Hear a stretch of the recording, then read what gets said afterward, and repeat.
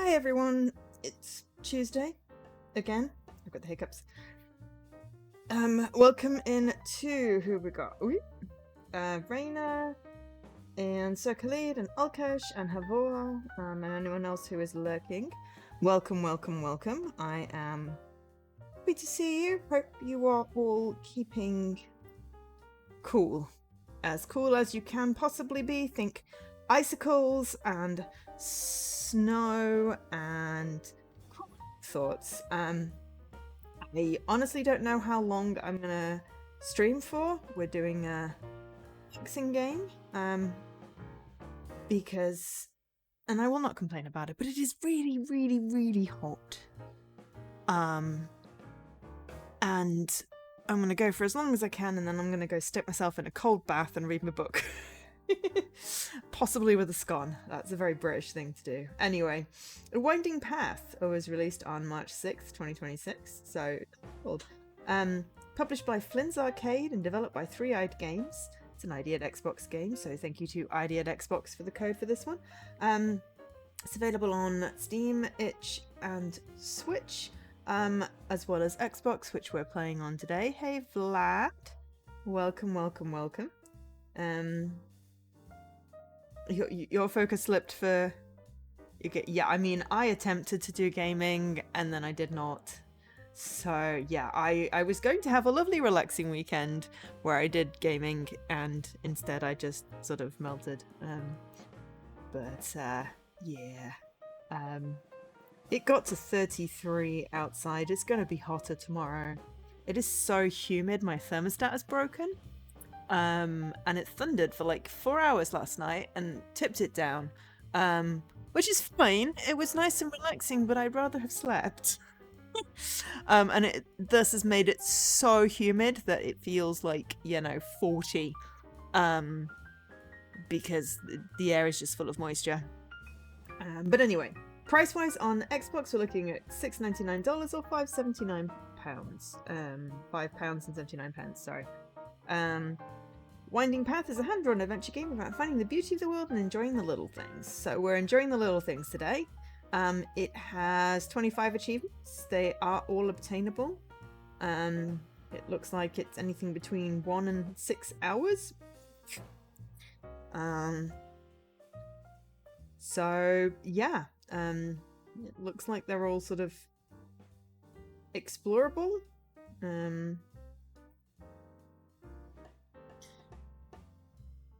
Okay, there's a archery targets. This is now slightly confusing. So yeah, let me just remember to load up the darn game because, my brain is not functioning in peak condition, as always. It is installed. I'm just... I can't find it. Where am I going? Oh dear. Right. I'm just going to go straight to my games and apps. Probably under W. There we go. I forgot to add it to a group. So. Right. Hi. It got up to 23. And it's 20. Yeah, I mean, but if you're susceptible to the heat, then that's going to feel more than whatever. It's, oh yeah. White does not go well with my green screen. Thank you, Havor, and hi. Thank you for the hydrate. I made ice cubes. I have frozen a hot water bottle, so it's really a cold water bottle. I have not yet used it, mainly because I'm not quite sure how to use it. But I'm waiting for the temperature to drop. It's still at 30 outside, so I can open my damn windows and get some breeze in. I have 2 fans that are trying their hardest, but they are old and I really should have got new ones, but I am not that organized. So yeah, we're going to play a little bit of a game, and yeah, oh god, I can't imagine migraines factoring into this. I have enough. Oh my gosh, I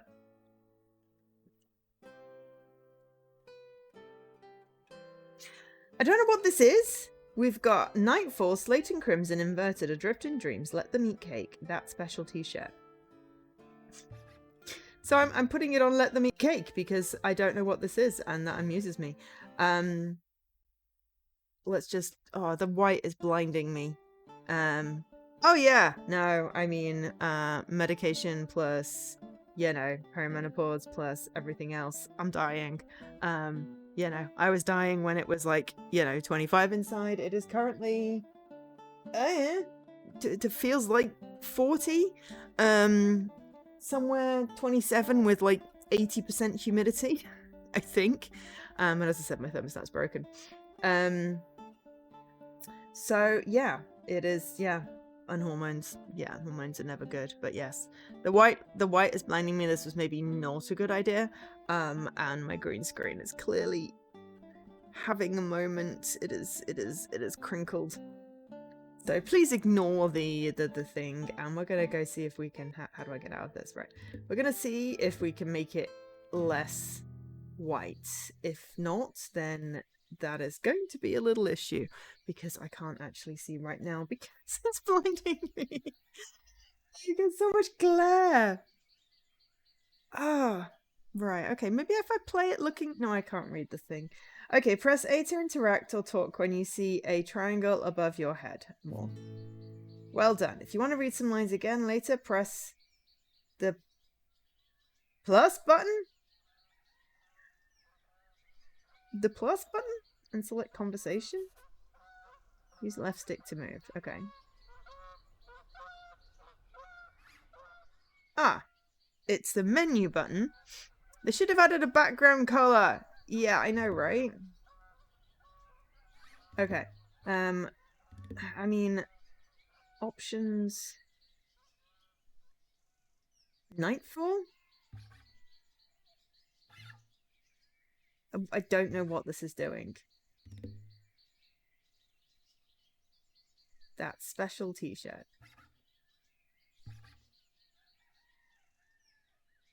No, I'm going back to Let Them Eat Cake. And yeah, we'll probably manage like an hour before I have to go and like not look at a white screen, or maybe we can get it to be not white at some point. But anyway. A lost and lonely scarecrow is standing amidst a dried out field. Water, you hear it whisper. Was it just a breeze rustling in the parched crops?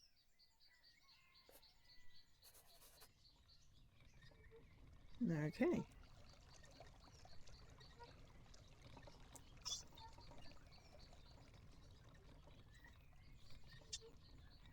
I'm on a windmill. That's quite fun. But yes, it definitely should have had some sort of option to be less blinding. I don't know if there's any music. I've turned my TV down. Also, I've got two fans on me. I'm going to see if my TV has an option to be... No, it's not going to work, is it? Because then it'll just... I won't be able to read anything. Okay, we'll put up with it for an hour and we'll see where it is. But yes, enter the house. The old woman is sitting in her rocking chair, back and forth and back and forth. Her eyes, that used to be known for their tenderness, are surrounded by an air of sorrow. There hasn't been any rain in months, she says with a crackling voice. The river is running low and the crops have withered. Please, you have to help us climb the mountain and find the rain. Okay. You've got old bucket. Cool, I can steal shit. Enter the house. Oh god, there's an ogre. You look up to the giant troll sitting on his throne. Welcome, welcome to Ongok's manor, he shouts. Sad time you chose to visit our farm. No rain, and now my shiny got stolen. Crows, curse them. Need shiny for my son. Draw back feathers and stones. His first year of being a real troll soon. But Crow snatched it and flew away. Ongok is strong, but not as fast as Crow. Crow dropped shiny over field. Cannot find now. Okay. I will go find your shiny if I can steal something, maybe? No. I cannot steal anything from you. Okay. Field, as in field with scarecrows.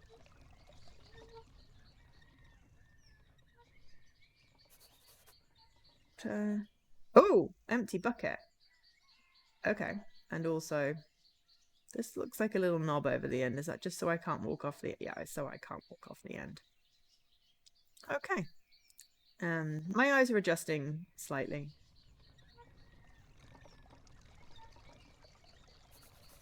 Bend down and fill your bucket with a little water. Excellent. Right. Let's... Use what little water in your bucket to sprinkle on the scarecrow. Slowly its straw fingers move enough just to point to the ground. You get closer and see a sparkle between the dried weeds. You pick up a beautiful emerald. Oh. Ooh. Geezers. One got left behind. They feel sad. You show beautiful emerald to Ongok. Found shiny! Ha ha ha, laughs the troll. Bring it to my son, he'll be thankful.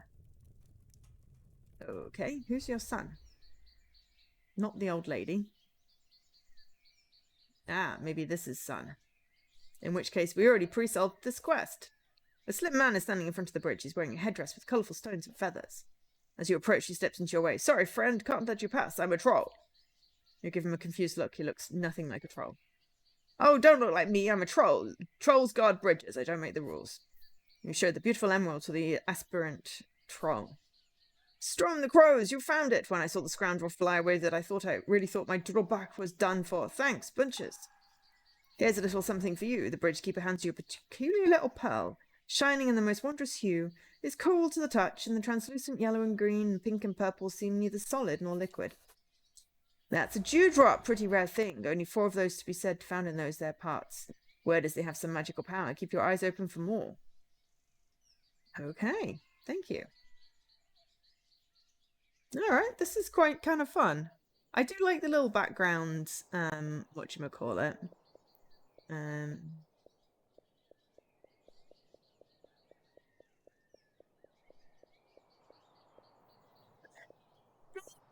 Interesting set of achievements. Knock, knock. Nobody's home. Okay. The stones are waiting, making you feel like the conductor of a choir.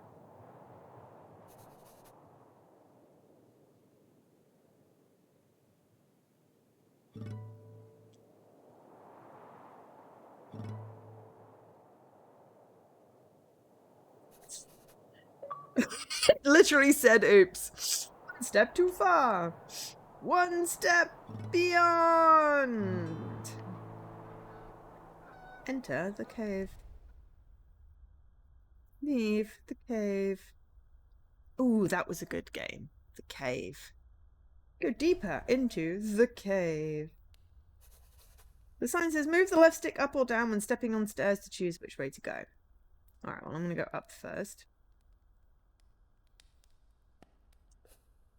I inspect what you believe to be the messy tip of a larger book collection's iceberg.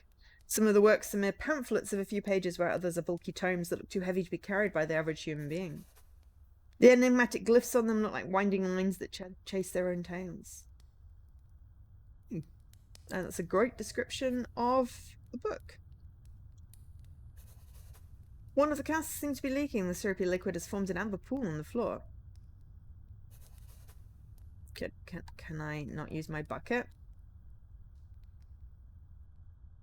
Okay. Maybe I don't have a bucket anymore. I don't know where my inventory is. Lock. It's locked. Did it say it's locked? It's locked. Okay. The wall is decorated with several oil paintings. Your gaze is caught by a picture of a young man with a feather hat. The golden letters on the frame say, Esmond, Employee of the Month. Okay. Oh, hello! Who might peace, Sir Waymaker. Sorry. Heat makes me tired. Also, thunderstorms for 4 hours made me tired. It was a good thunderstorm. It was literally overhead, like lightning, thunder, torrential downpour. It would have been great on any other day other than the one before, one of the hottest days this year. Still 30 outside. Jesus, it's going to be 35. I mean, at least that's not 39 or 37, but still, that is ridiculously hot. And it's going to be hot Thursday and Friday and Saturday. Sunday 24 I can deal with as long as there's a breeze. So someday I might get round to playing a game. I don't know what I'm gonna do otherwise, because I'm sorry, useless. When my brain doesn't function, and I have to work as well. You seek rain, do you? Of course you do. I can show you how. It's not hard. You just have to believe. Now take out your instrument. The rainmaker pauses. You don't have an instrument? Oh, I'm sure my old lyre must be around somewhere. I'd love to help you find it, but I have to take care of so many things since my trusty servant Esmond's gone astray. The rainmaker gives you the key to his chambers. Okay. Esmond. Go into the rainmaker's chambers.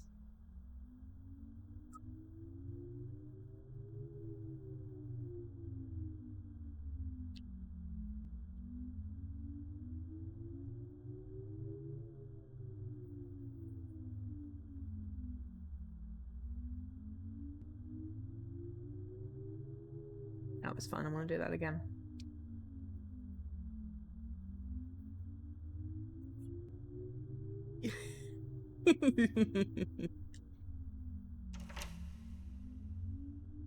Easily amused. Go deeper into the chambers. Ooh. Oh.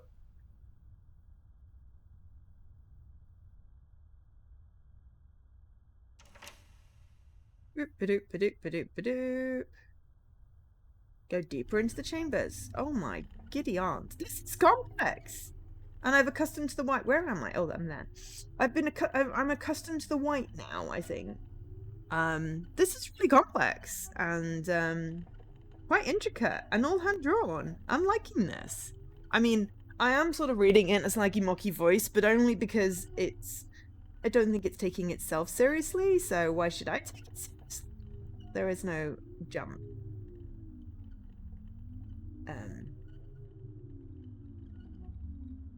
Okay, so that does what? Oh, that makes that go up. Right, okay. That drops that down. Excellent.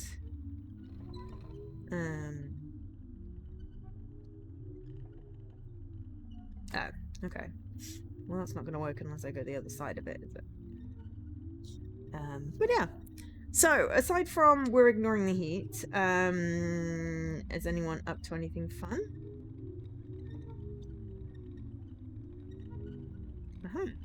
Key. I got a key. I got key.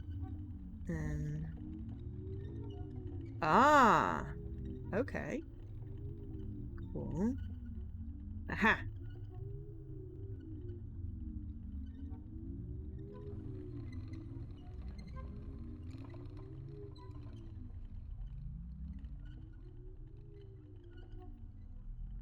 Right. We've got the hang of this. This is fun. Okay, so up here. Bloop-a-doop-a-doop-a-doop-a-doo. Unlock. Go deeper into the chambers. Aha. This is very pretty. We've got lyre. Leave. Handy. Alright. Took you so long, asked the Rainmaker. Alright, let's begin. Use the right stick to play your lyre.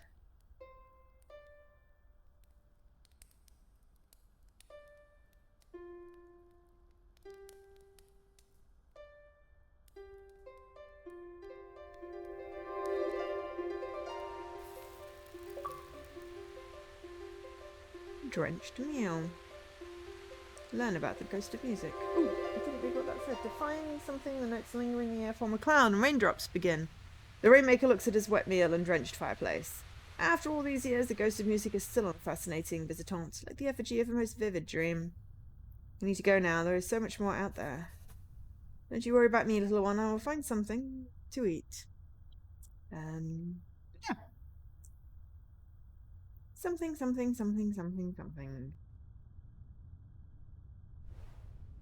Boop-a-doop-a-doop-a-doop-a-doop. Boop-a-doop-a-doop-a-doop-a-doop-a-doop.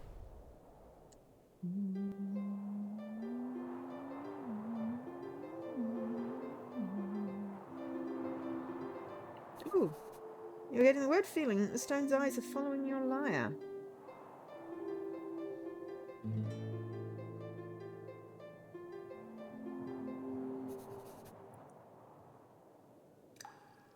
You found a dewdrop.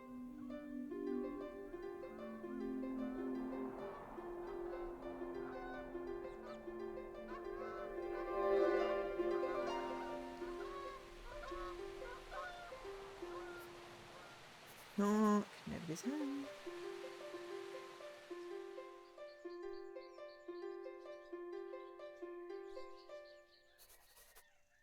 Go back to guarding the bridge now. Have a good one.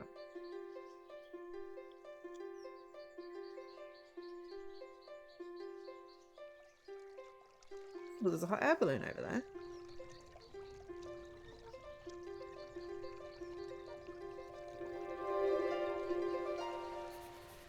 Slowly, it fills with water.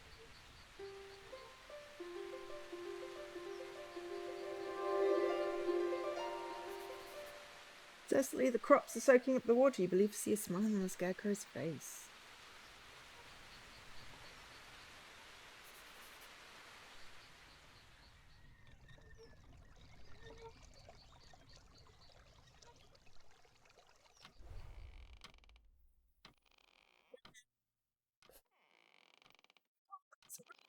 Exclaims the old woman as the sorrow is falling from her eyes. I have something for you. It's not much, but I want you to have it.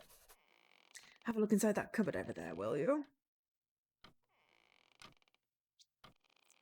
Ah, you found a dewdrop. I now have 3 dewdrops. It says that behind me. You can't see it. The woman looks at the dewdrop in your hand. I found it near the river when I was but a little girl. May it bring you good luck on your travels. Okay.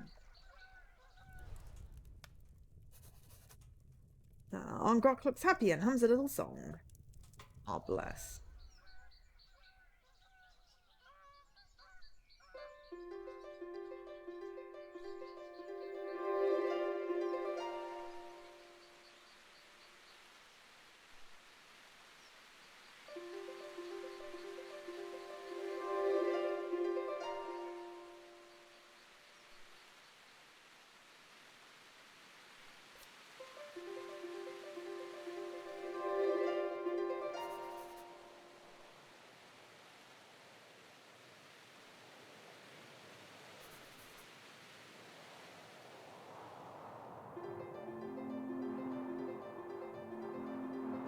The song starts singing. I don't think this is gonna do a cloud. That gave us the dewdrop. Okay, so I think we're good there. Ooh, we watched The Batman on Saturday night. It's a very good movie. Could have been more mystery focused instead of revealing. I mean, no one knows how to do a good mystery these days. A good mystery, you keep you guessing until the end. I'm very particular about mysteries. It's one of my favorite genres.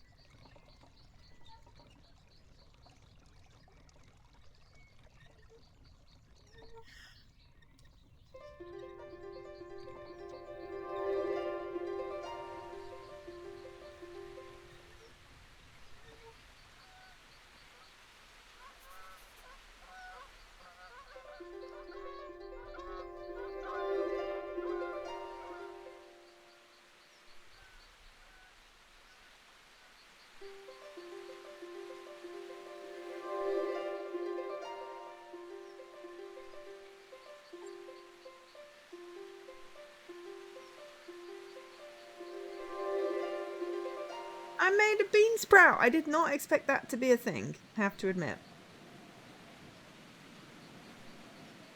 3 hours long, they wanted a piece. You can't make a movie for everyone. You have to, you know,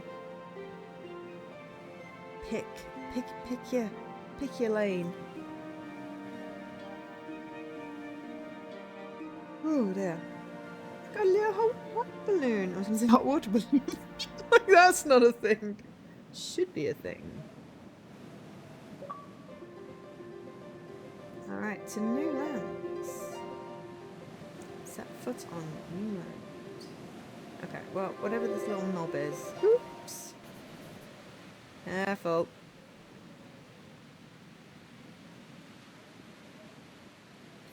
Hello? You spot a woman with short windswept hair dressed in green clothes, dirt-stained and battered by their use in the wild. Hello! Hi, Nikki.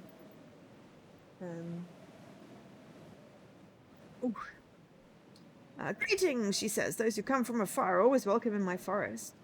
My name is Skarda. I carry on the tradition of hunting with the bow and arrow.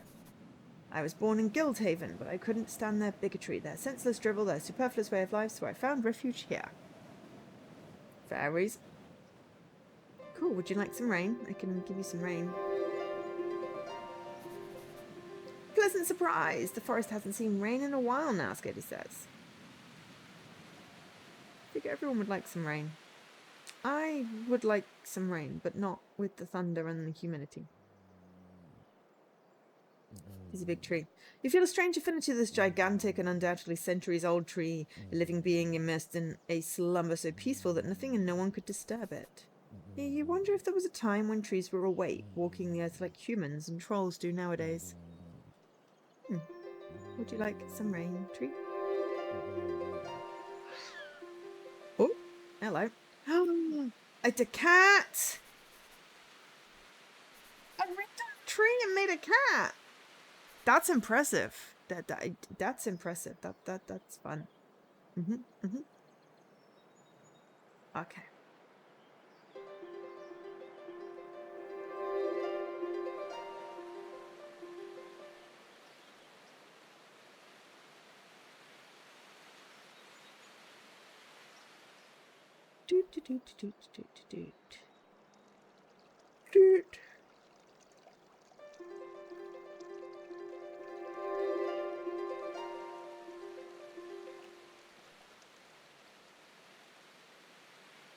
Ooh, there's an arrow there. Go to Silver Mountain. Let me see. Oh, can we not say hi?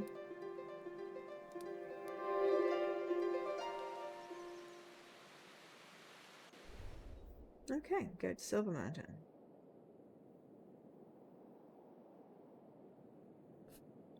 A woman is standing in front of the large gate and inspecting it with a puzzled look on her face. Her brown coat looks worn as if she had travelled for quite some distance. This must be it, you hear Amanda mutter. Sayotooth need dicker drive. Now, how does this open? Oh, she yells in surprise. You love the art in this. Right, I just wish it wasn't bright white, my eyes. But it is rather cute. I'm kind of enjoying it. It's charming. I needed charming, I think. She yells in surprise as she knows. I'm sorry, I was lost in thought. I am Dr. Leontine. Please just call me Leo. My researches in the field of arcane history brought me here, and it seems like that like me, you have just arrived. This mountain is known as the Silver Mountain. It has tradition and history in these parts, but most of it's forgotten among the people. To the west is the proud city of Guildhaven. They're troubled and wary of strangers these days, so you better bend your steps to the beautiful little fishing village called Hotford first. Come see me when you've had a look around. Leo turns back to the gate.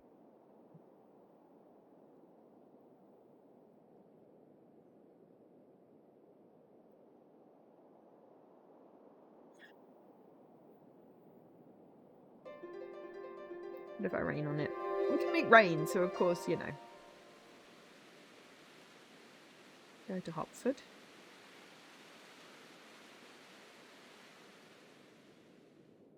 Go to Guildhaven. Big steak. Oh, nice. Oh, gee, gosh.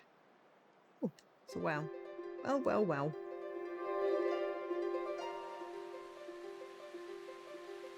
The rain cloud ain't got much rain. There we go. Enter the house.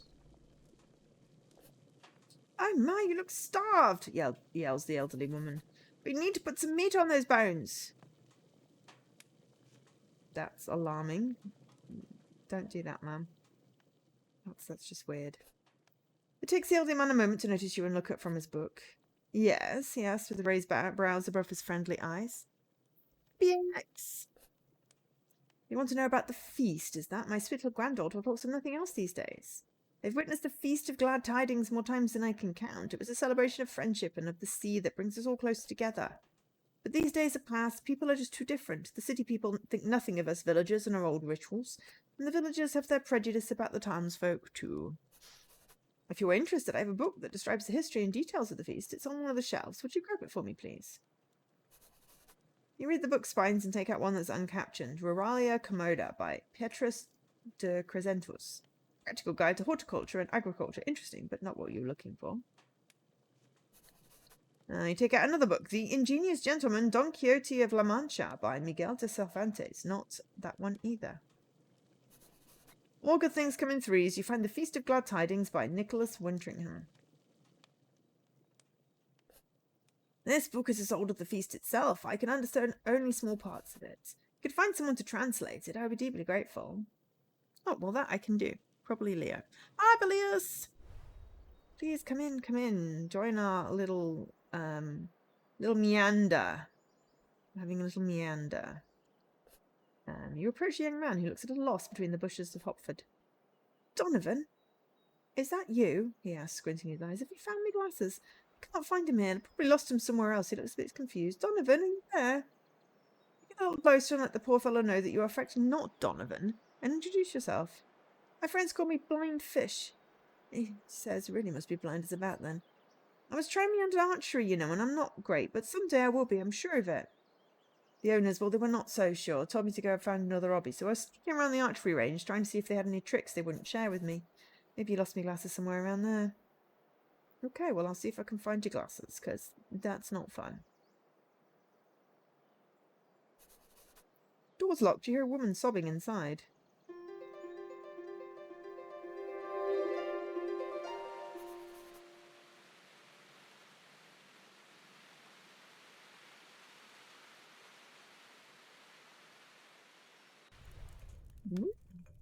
What did it say?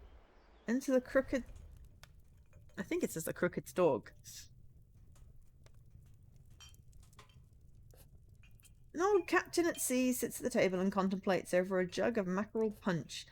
Ew! Strands of coarse grey hair extend from below a large three-cornered hat. His wooden leg, weather-beaten face, and numerous scars and tattoos presage the stories he'd have to tell. I've smelled the gunpowder of ships' battles, heard the sirens singing that no man could resist, he says with a deep, raspy voice. And upon my life I have seen the Leviathan on the horizon, what makes the bravest bastard turn the wheel and run. The sea, she has her own rules, but where is she now? The tide is out, has been for weeks, and there seems to be no end to it. I don't know what happened at the end there. Don't judge me.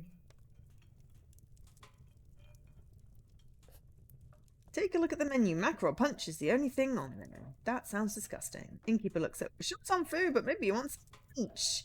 Rauhar's favourites. You make up an excuse and pretend to be waiting for someone. Drinking mackerel punch. That sounds freaking vile. Fishy punch. A little boy nearly runs into you, then holds up a stick as if it were a cutlass. He shouts with an equally pitiful and adorably put-on accent. You raise your hands and reveal your empty pockets. Sister talks about this feast, but I want to be a pirate, yar! Okay, bless your little cotton socks. Hey, you notice a man leaning casually on the tower. The feather in his hat is dancing in the wind. Hello, he says with a friendly smile. His gaze wanders upon the horizon. Strange and beautiful view, don't you think? Okay. Just gonna carry on this away.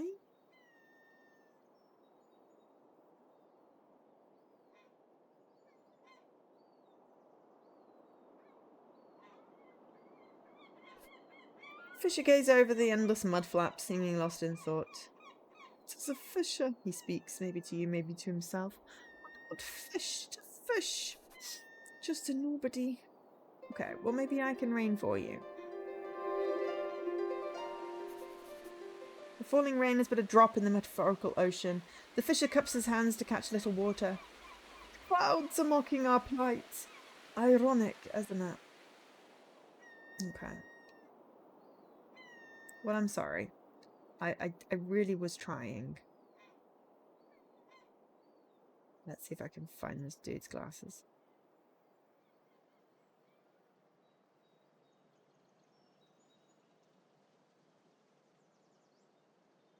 Don't know where the archery thing is, I'll be honest. Ah, little girl's playing by the stairs, drawing with chalk. As children do, she drew a yellow sun with a smiley face and stick figure people. They are standing on the shore and welcoming an arriving ship. Oh, there's a new weekly reward for watching in addition to watch stakes. Oh, is that unlocked now? Oh, yeah. I mean, I don't know. Twitch keep on adding these things. Can't keep up. Hi, Jesse. Yeah, I don't know. There was something about it, but I can't see it.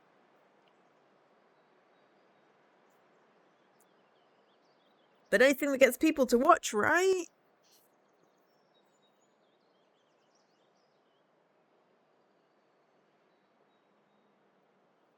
No, the event ends in July. I mean, the beginning or the end? That's not actually that long away. Okay. 20th of July. Fair. Hello, do you bring glad tidings? She asks. My grandfather told me about the feast. It was all colourful and nice. Why don't they do it anymore? Yes, Saturday. I was going to message you. I kept on meaning to message you. I forgot. Why don't they do it anymore? Okay, so if we go back to the mountain and ask the lady about the book. Where's she gone? Oh, she's in the temple now. All right. Luke? Okay. Yep. Ooh. Leah managed to open... My dewdrops just got stolen by that giant book. Yes. No, and I meant to message you several times, but honestly, I'm just going to blame the heat. Yes. This Saturday, next Wednesday. I figured you'd figured it out because you said you had a race tomorrow. But also good to check because yeah. So I'm just checking my right, so I need to get that sorted. Yeah.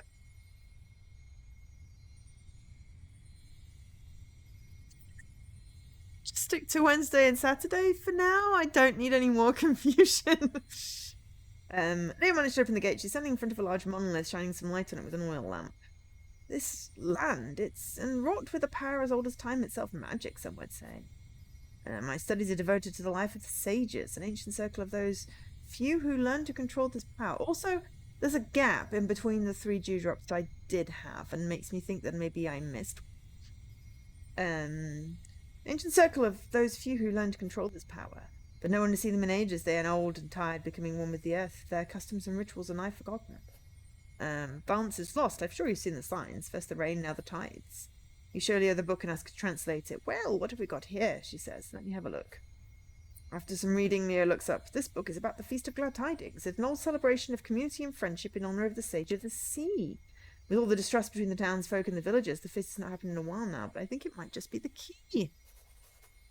We need to make it happen to restore the balance, the element of water. Take these notes and go. I will work on more setting up here. Okay.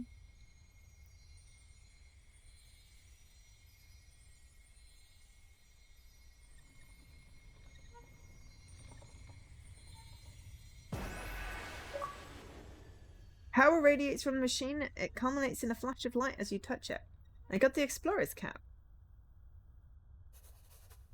Cool.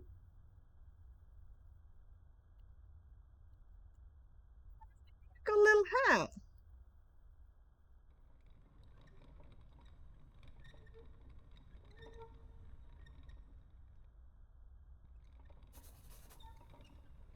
Ooh, what does that say? True to its nature, the troll guards bridges and other treasures.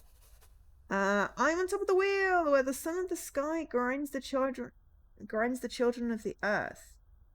I mean, I was on top of the wheel. I am revealed when the stones start singing. Yeah, I got that one. After all these years, I've not lost my shine, and her eyes have not lost their tenderness. Oh, bless. Okay. To practice and patience, you can hit all 10. Who do you think the dice will favour? So these are clues, then. Land of the blind, the one-eyed man is king. Learn from the songbird, and I shall be your reward. Colourful sky over dusky drought will be the painter's delight. The storks have fledged, I am left in the nest. Something special is to be found in the attic for sure. Aboard the stranded something. They wait the waves' return. Cool.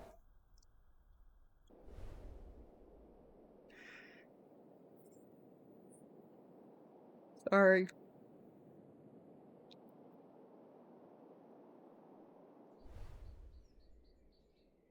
Archery.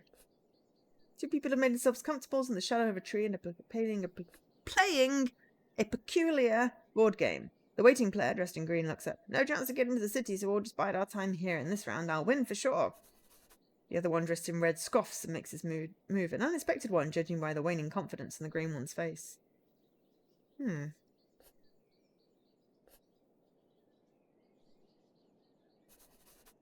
Low season is written as a sign on the door. Searching through the bushes, you find the thickest glasses. Yes. Right.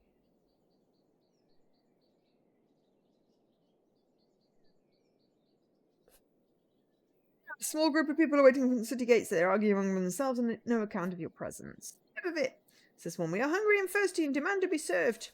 They have to let us in, says another. I want to speak to the city's manager. Okay. Halt, yells the guard. Entrance is only allowed for residents and merchants. Provisions as short as they are, we can't have another mouth to feed. Okay, can I make it rain now? With unchanging expression and stance, the guard is standing in front of the gate. Rainwater is dripping from his weapons and armour. Yeah, it was worth a go. Okay.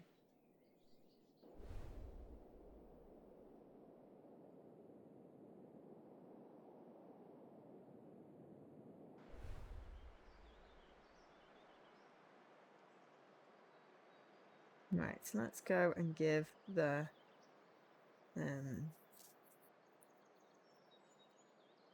blind guy the glasses, and then go talk to the grandpa about the festival thing.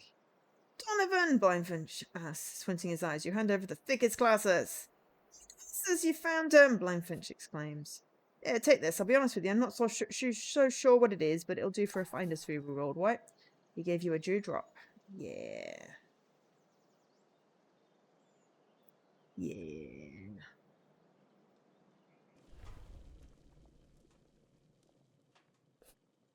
You surely has notes the elderly man. Ooh. You really made it. Let me see. Now this is most interesting. You need to tell Captain Rav this at once. You can find him at the Crooked Stalk, next to the lighthouse. Okay, we can do that. We know where he is. We have met him. Just don't make us eat the thing with the haddock or the mackerel or whatever disgusting thing it was.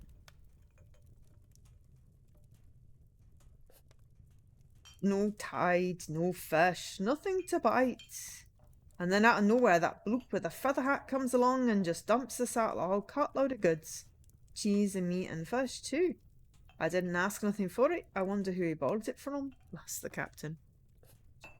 And no one knows him around here. Came from far away. Arrived in a balloon, he says, what with the tide and all.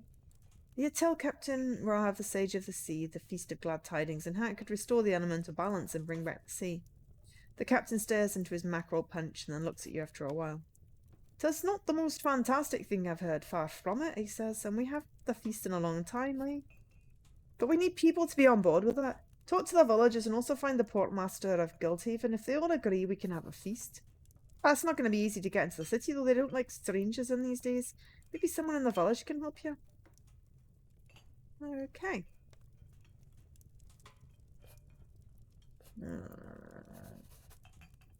Yep, I still not doing that. Okay.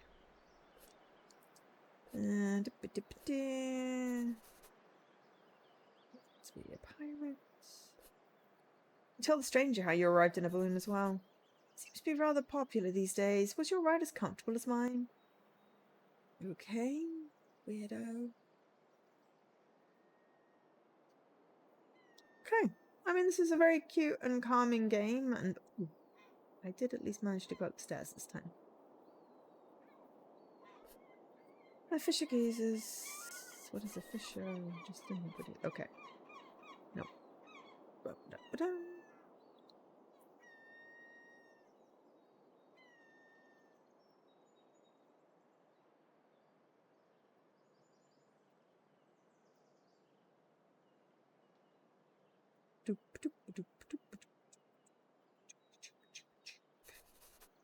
Stranger with the feather hat's nice. We did not have enough food, but he gave us more. He's smiling. I like him.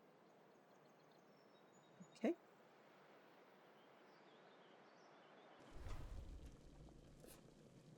A feast of glad tidings, asked the elderly one with a warm smile. Oh, my sweet granddaughter will be so happy if you can make it happen. I will bake cookies for everyone. Oh, bless you. I'm glad to hear that you want to try and unite the people, the elderly man says. If you can make the feast happen, we'd be delighted to join.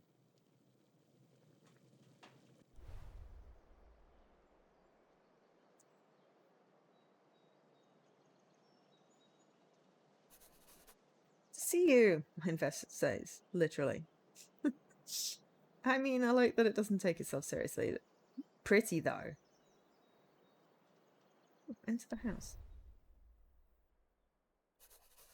You got cat treats! Is that someone?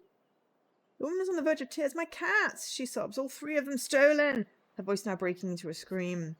I bet it was the evil doing of those folks from Guildhaven cursed them all. They stole my little darlings and sold them. They ate them. The lady is breaking back into tears. Okay. Well, I have treats and I have rain. And I already found one cat, so I think I can fix this.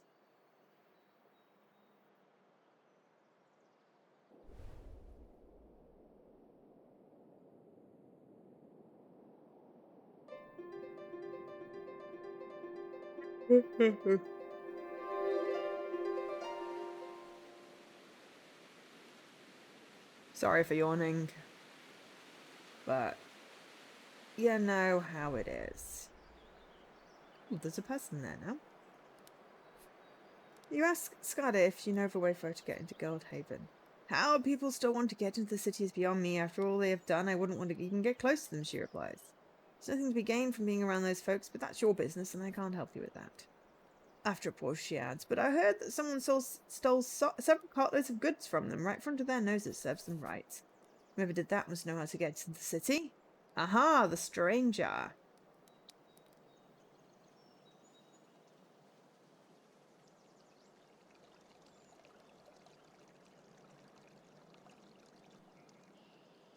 I kind of wish there was a run button.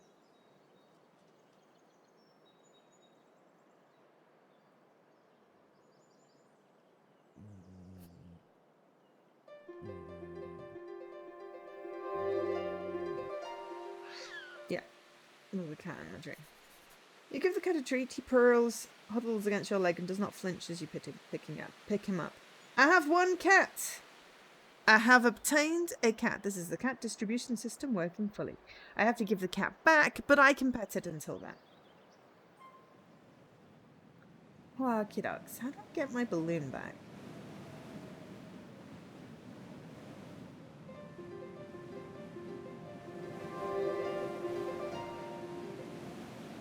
Because I missed the dewdrop at the beginning.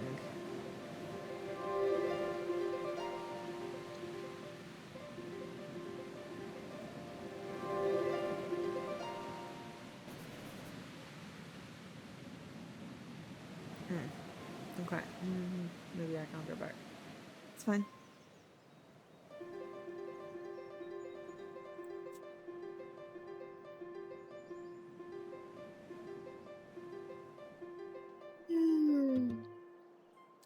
Excuse me. It's of course hard to see tiny little details like cats.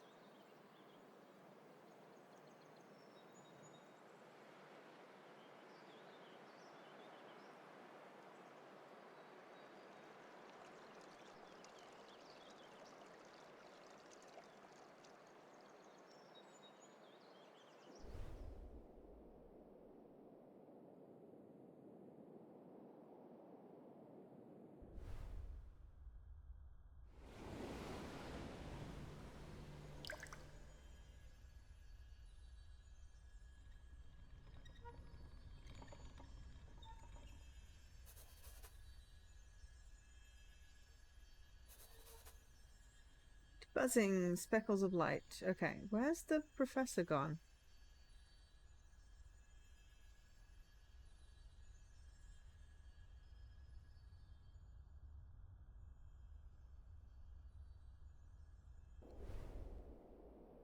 Okay. Oh, maybe in the tent? Uh-huh. Good to see you're back, Cleo says. How do you like our new base of operations?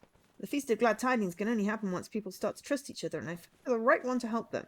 In the meantime, I'll stay here and try and find out more what we have to actually do to bring back the sea. So far, I'm able to figure things out, but I'm definitely making progress. I'm just not quite there yet. Notes are scattered around. On a blackboard that's standing next to a chest and books, you see strange symbols and figures. Seems to be an ancient language of sort, but you cannot fathom what it could mean.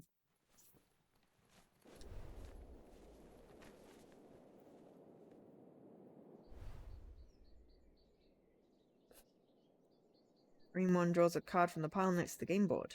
Let's see, 3 on the 5, 6 on the 8. You're going down, he says, moving the beautifully crafted card playing pieces around. Puts on a confident smile. Not clever, my friend, not clever. Okay. Weirdos.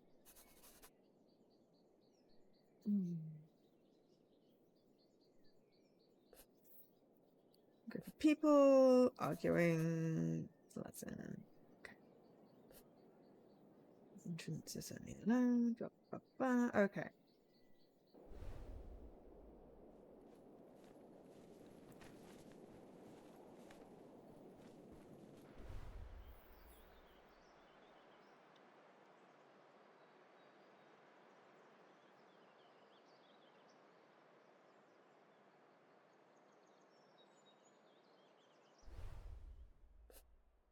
You sure the cat you found in the forest, pointing out that it was in fact not stolen by the people from Goldhaven? Mr. Mittens, my love, how can I thank you? There's still some cats missing. You should find them. Got to. But I wanted to bring that one back first, just in case.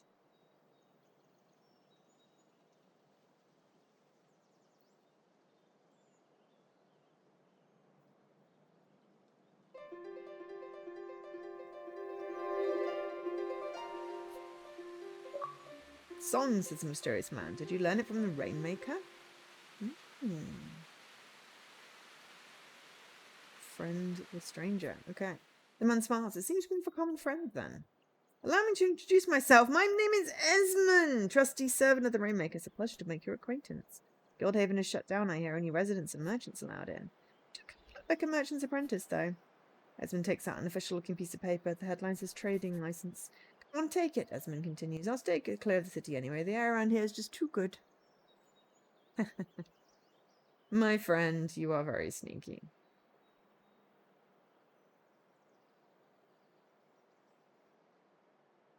But yeah, it's basically try and rain on everything. That's how it works.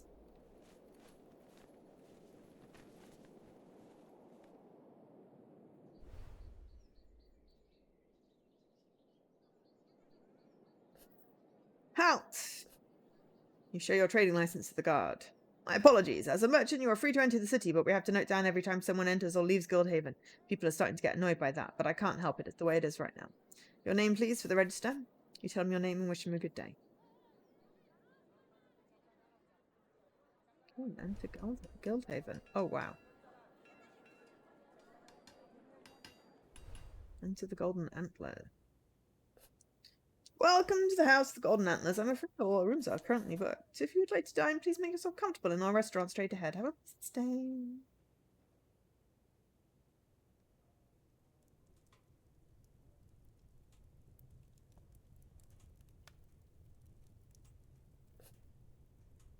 An obese man sitting at the table. He seems to have just finished his meals.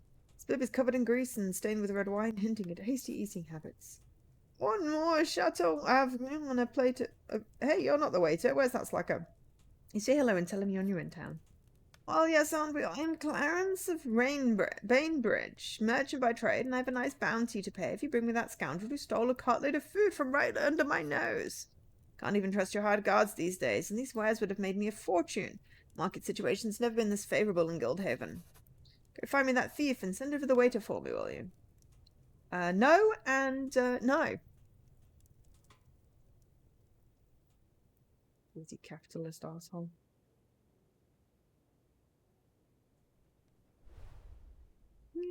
Ooh. Demand with a hit. That man, he ordered everything. Everything! He has a haunted look on his face. So I just need a minute of rest, please.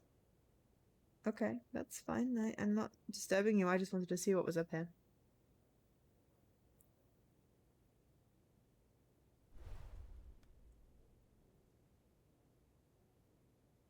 Good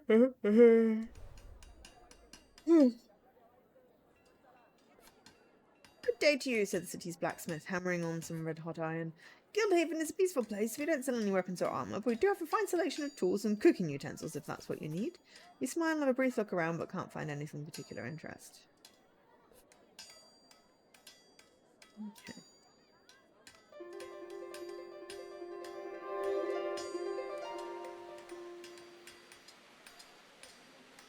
Raining on the basket doesn't work.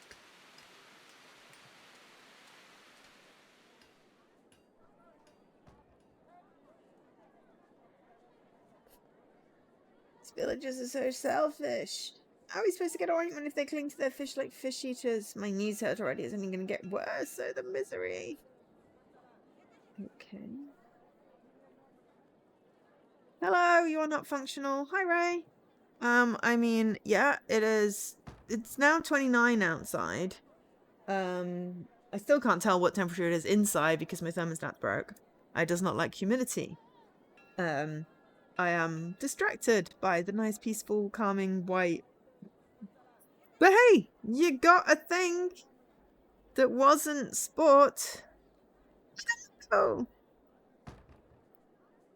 And oh, that's way too much chaos for what I'm feeling right now. Go to the market square. Trader gives you a suspicious look. Nothing to sell, and even if I did it, she wouldn't sell it to an outsider. Townsfolk comes first. I'd like to say something, but I can't. Dock workers idling. New in town. Would you show me the way to your place? And she says, can we help you with someone? You still going to refuse them? Let them continue their chit-chat.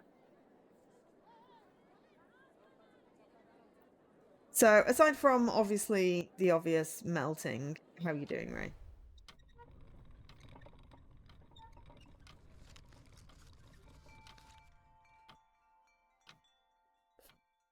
The shop owner is wearing a top hat that looks like it's always graced a head or two. Busy at his workbench, he emits a sense of calm and patience.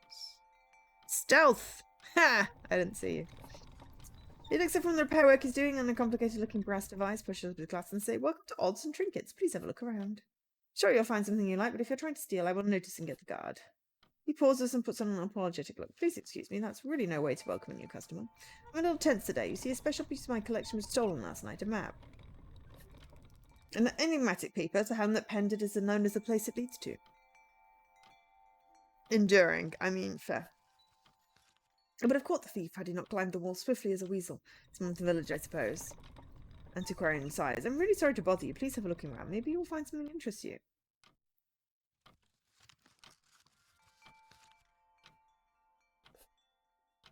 Cat found a place to call her own between the crates. Purr, purr, purr. You wake up the cat and present a treat. She eats from your hand and lets her pick you up. Please don't accuse me of stealing. I'm just returning a cat. Not allowed to sell you anything. That's the chef about the Feast of Glad Tidings. After all, it's no good feast without good food. The feast with the folk from Hopford? Chef gives a sarcastic laugh. Tell you a little story. Sent my assistant there to buy some fish. Had him taste it, like always, before we cooked. Now he's been puking all over his bedsheets for days. Can you believe it? You really want to have your feast with those good-for-nothings? I need some fresh fish. No fish, no feast. Simple as that. Clarence at Bainbridge sells pretty much the only fresh fish around here. It's probably going to cost you, though. Usually find him in the Golden Antlers.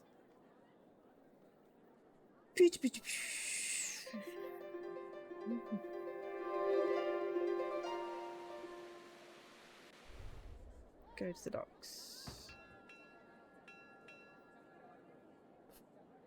Portmaster is pacing on the crates and barrels, constantly mumbling and writing on a piece of vellum with a large quill. He looks as you approach. Yes, I am Finley, Portmaster of Guildhaven. Make it quick, I'm very busy. You ask about the Feast of Glad Tidings. Do you have anything else to worry about? For a feast you need food, decoration, of course funds to pay for it all. Besides, there's no feast without people that actually want to attend, and the villagers really don't have the best reputation these days. My thoughts? You are chasing a lost cause. Well, screw you.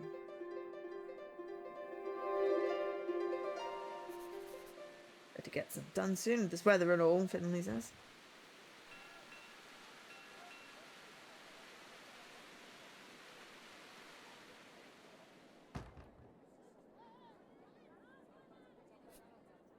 Hungry looking sailor sitting on his crates, furious gaze following every move. What are you staring at? Got nothing better to do, you tossed lettuce.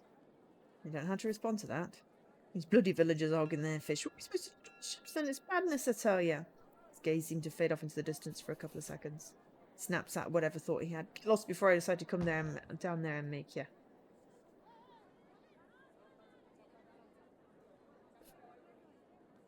Oh, right. Okay.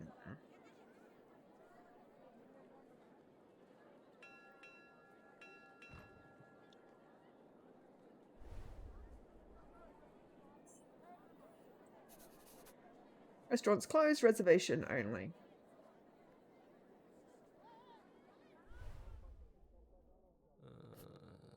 Man looks sick or green in the face. He groans and asks you to let him rest. Ask him about the fish you bought for the chef. Fish, yeah, I bought in Hopford. Tell them that villagers haven't seen high tide in weeks and don't have any fish for sale at all. Oh, what? Sure, give me a break, fine. I'll tell you, I got it from Clarence, the travelling merchant. He made me a crazy deal for his second-rate fish, so I keep some of the coin. Just asked me to tell folks aboard in the village. It's just my punishment, I guess. Ah, right. How do we undo this? You tell the chef what you learned about the assistant and the bad fish. So what you're saying is that Clarence allegedly sold rotten fish to make Hopford look bad. These dolts get that job done just fine. I mean, sure.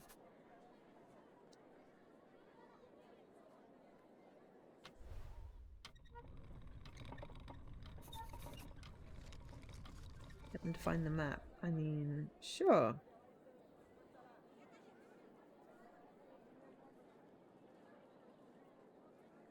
Still looking for the cat, I'll be honest.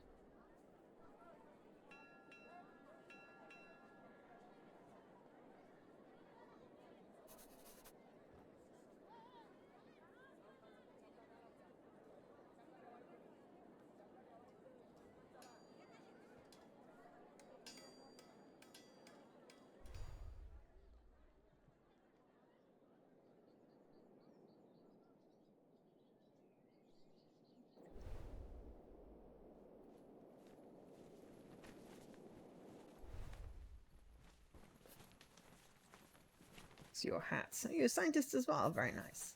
So far, I'm going to figure things out, but I'm definitely making progress. I'm just not quite there yet.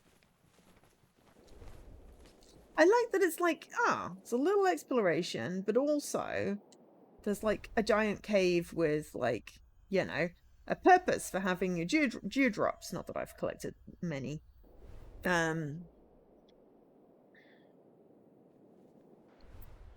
Right. Okie dokes. Conversations. I mean, that's a lot. Right. I'm just gonna have a quick break. Hydration and all. And I want to do more, but I need a break. So I'll be back in a couple of minutes. Bear with. Okie dokes. All right. So I can open some windows. It's just getting more and more humid, and now the sun's gone in. I've opened up some windows just to try and get some air moving. Right. I need to go talk to the guy at the lighthouse again. Mainly because I have no idea what else to try.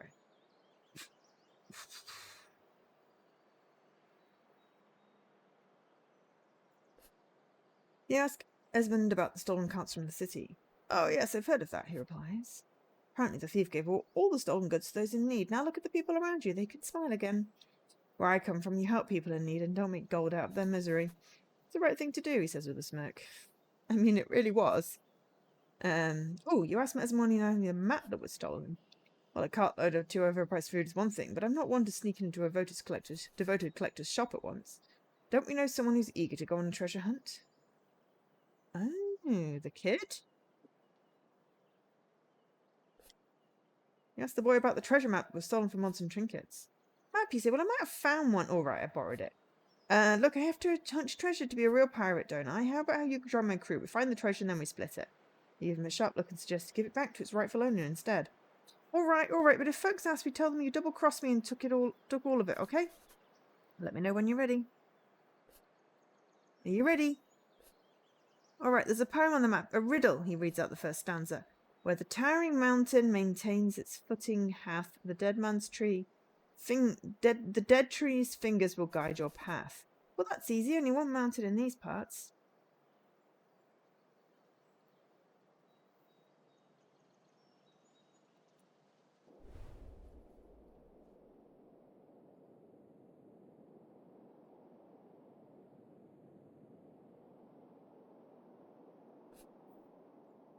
Here it is, yells the boy.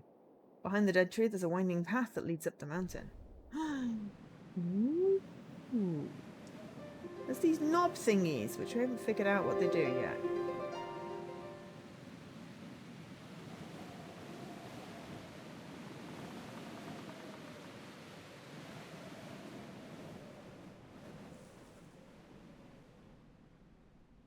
But anyway. And now there's giant mushrooms. Two gigantic mushrooms are towering over a sea of small and large fungi. Their stems are swinging ever so slightly, their caps moving softly in the cavern's breeze. As you begin to inspect the fine wrinkles on these age-old humacytes, you hear a sound, a low murmuring echoing from the rock walls. The couple awakens. Ooh, times than I could count, my love, begins the bearded mushroom, speaking to his mushroom wife. My eyes have spotted thee. However, and how I strain my mind, the words I cannot seem to find that meet my heartfelt glee. The female mushroom blushes. Words of beauty and love on me you have bestowed, but look, the little ones who came, I do not know their face or name, to visit our abode. They bend down a little and eyeball you and the boy with a great interest. There you are standing in shock and surprise for disturbing their dreams. You apologize. You tell them the story, a thieving mishap of why the young boy by your side has a map. Hear ye, adventure awaits, the bearded one promptly articulates. You nod in agreement, but asking their aid just might seem ungracious and brash, you're afraid. The fair lady's eyes, so warm and so kind, they seem without hindrance to steady your mind. Too old for adventure and travel we are. Our children, however, are spread wide and far. Ooh. We're talking in rhyme! But it's good to stretch.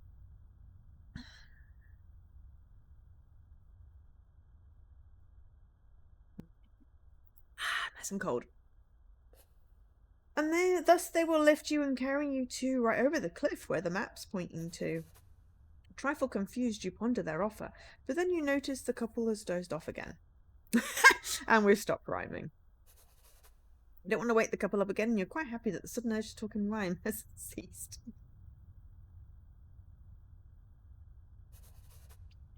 Okay. So that probably explains now how we do the mushroom thing.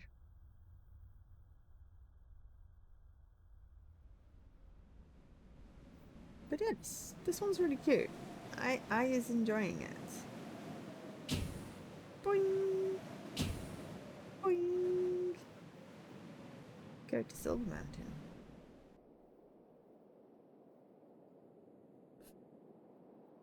Cliff past the forest you hurry amain, where their children will send you to hidden domains. Ooh, yes. That thing that I said, I wonder how I get this to work. Trying watering it, it didn't. But apparently we needed to talk to two giant mushrooms in rhyme and find a kid who wants to be a pirate with a treasure map. Maybe we'll find the other cat.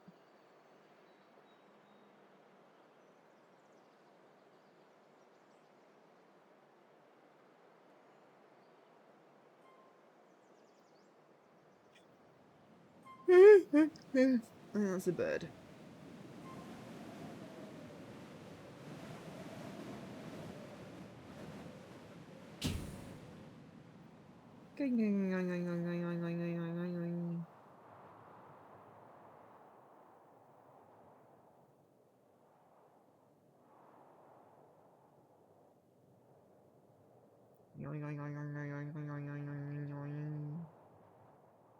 Whoa. Here on this remote piece of land, a painter has settled down. He has a friendly smile and funny hair, but his eyes also reveal a deep melancholy. It's not the visitors here, the painter says. Painting the summer sun play of light in dreamish valley, or the winter's snow glistening in the pine trees next to the frozen lake over and over again. I grew tired of that, so here am I painting naught the dusty void and withered trees. To be honest, I can't say that's much, the painter says with a sigh. I could really use a change of scenery. Okay.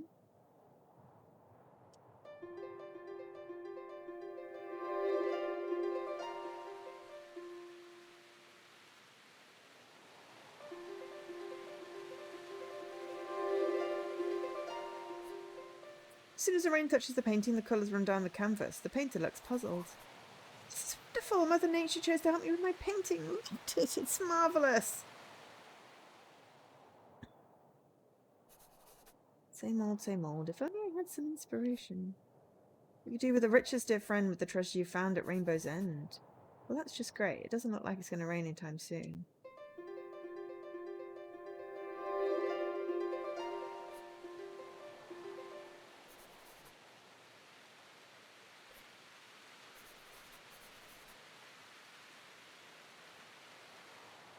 Okay, do we need to make it do a rainbow song?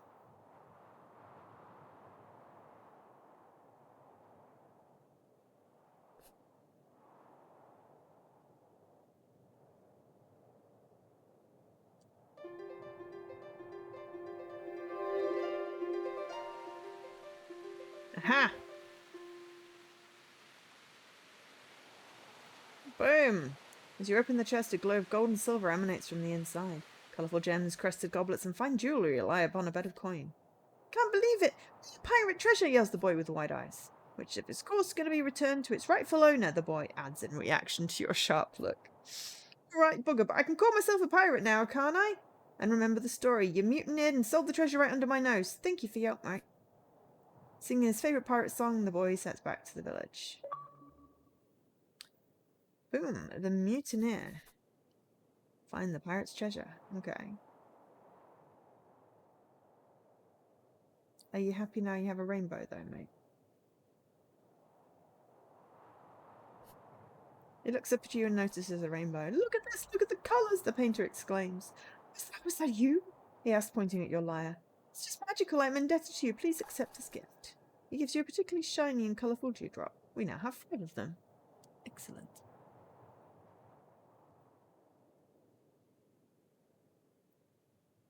I still have no idea how to get back to the thing at the beginning for the missing dewdrop, but... Excuse me. Right. Doot. I really wish there was a run button.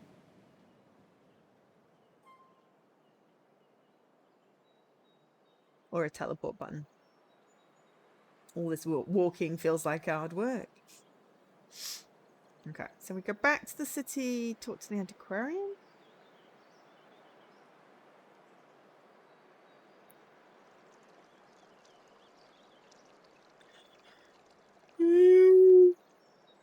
Sorry.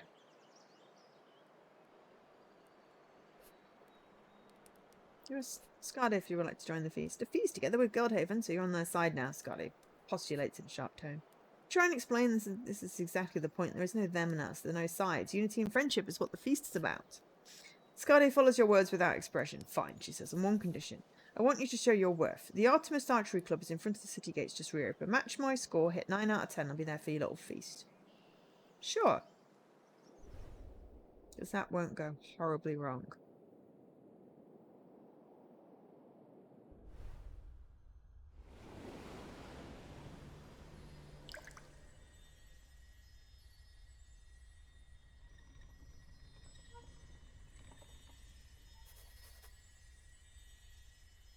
No new hat.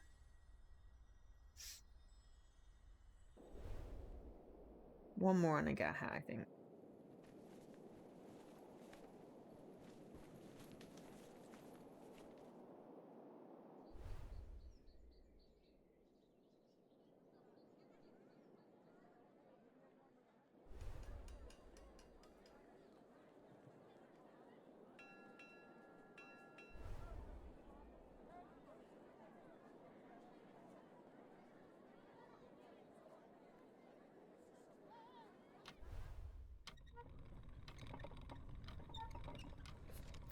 You tell the shop owner what you found the map and that it was stolen by an adventurous boy who wanted nothing more than to go on a treasure hunt. You apologise, telling him you found the treasure and offered it as compensation. As you tell the story, the shop's owner's face goes from sceptical to excited. Fascinating tale, and one with a happy ending at that. Delighted at the kid's curiosity and your spirit, he proposes to use part of the treasure to support the Feast of Glad Tidings, and offer you gladly accept. Aw, bless you. That is sweet.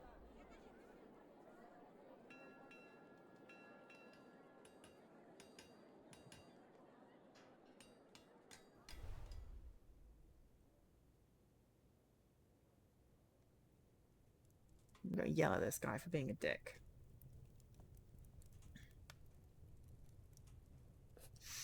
You tell Clarence of Bainbridge that you're looking to buy some fish. The price he names is blatantly exaggerated. It's fish you see, the only good one around here. The one from the village makes you sick. Just look at what happens to the chef's assistant.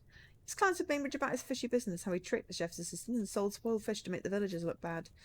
What she screams, you're a mean person. You're trying to damage my good reputation with nothing but lies. But no proof the assistant going to go to Hotford to buy the fish there. His word against mine. Oh! Oh, I do! The guard at the gate! He said he'd been writing everyone down.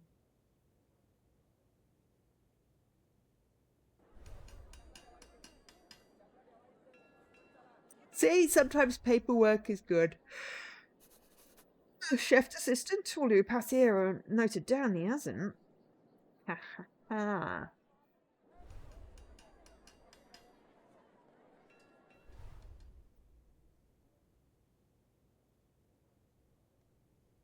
Take that, Charles of Bainbridge. Whatever your weird name is. Oops. You told Clarence of Bainbridge that you had the city guard. Oops. Check the register. The assistant did not pass through the gate recently. He looks left and right, trying to find a way out and grudgingly accept his fate. All right, here's what we're going to do. I'll give you the damn fish you want, and we forget all about this. Everyone wins. Done. He gives you the fish you asked for. Excellent. Fishy business. Get some fresh fish. Okay. Now I can go and tell him that the fresh fish is from Oxford and get the chef to like me, right? Wrong way.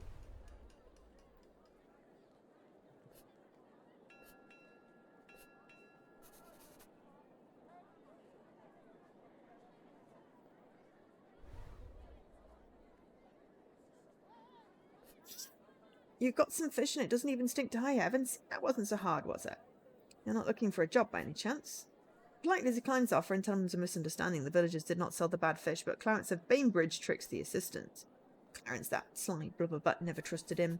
Anyway, you got me fish, so count me in for your feast. Excellent.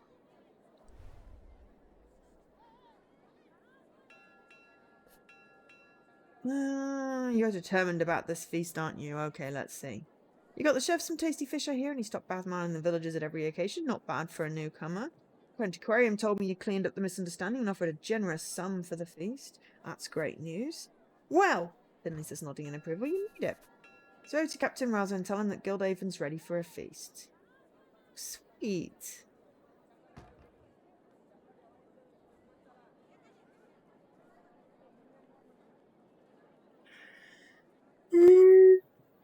Stop yawning, Joe. It's not a good look.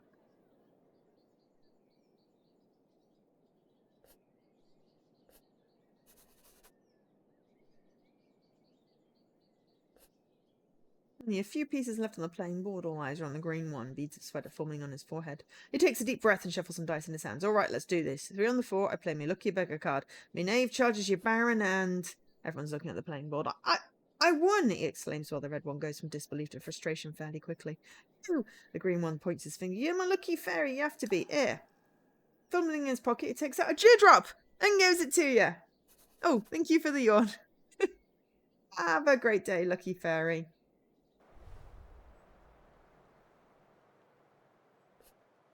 You've heard stories about Cyclops and their keen eyes, but never have you seen one in person until now.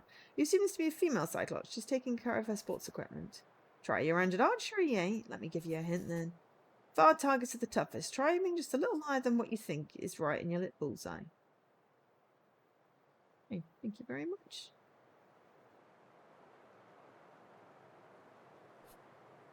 Welcome to the Artemis Archery Club. Would you like to try your luck? The Cyclops asks. 10 arrows, take your time and make each one count. If you hit every single target, there's a nice prize to be won. Just pick up the bow over there, breathe, and shoot.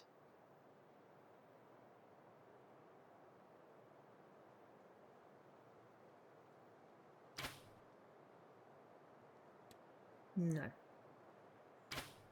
Okay.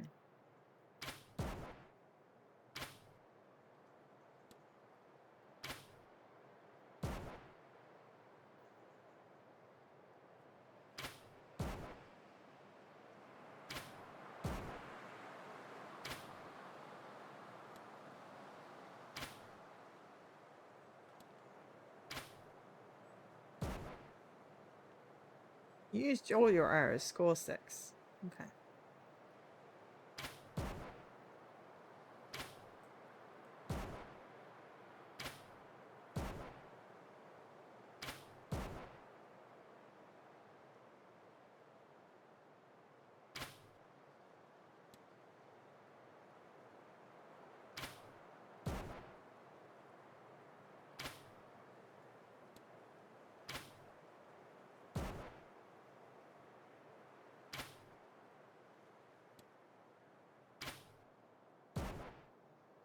Got score 7.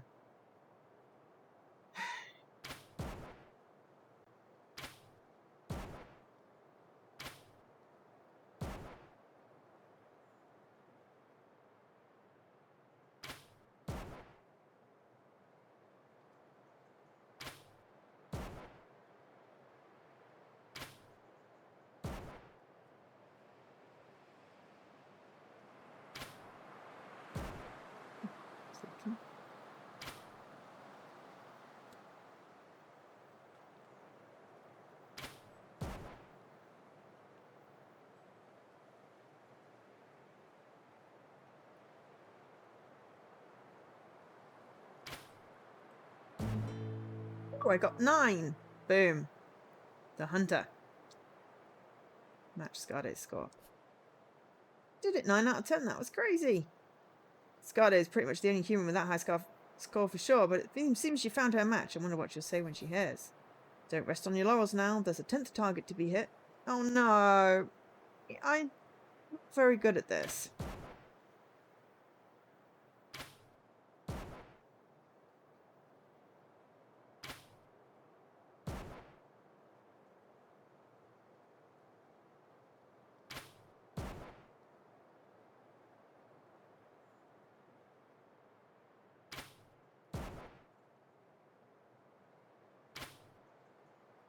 Damn it.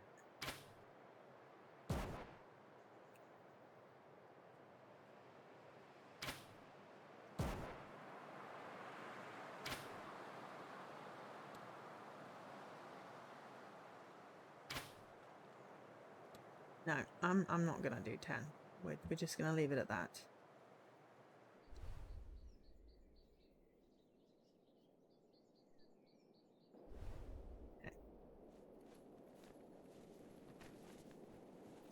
Boop-a-doop-a-doop-a-doop-a-doop.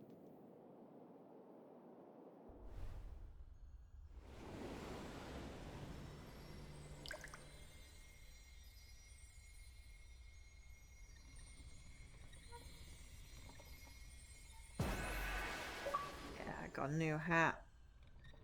Other hat. I got a cool feather in my hat.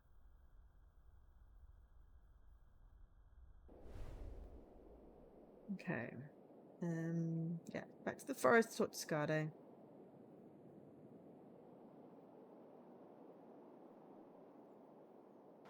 Or Skade, I don't know. I like Skade. Tell Skade about your archery score, 9 out of 10. She nods in appreciation.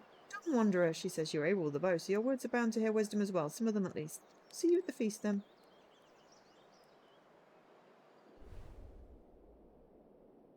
There's another cat somewhere. What are we on achievements? 9 out of 25. Hind soul, drying that's got to be the cat. Reunited, high tide, tend to swallow the Cyclops. Like a sir, another drenched meal, sweet Annabelle. Ready for my tour back.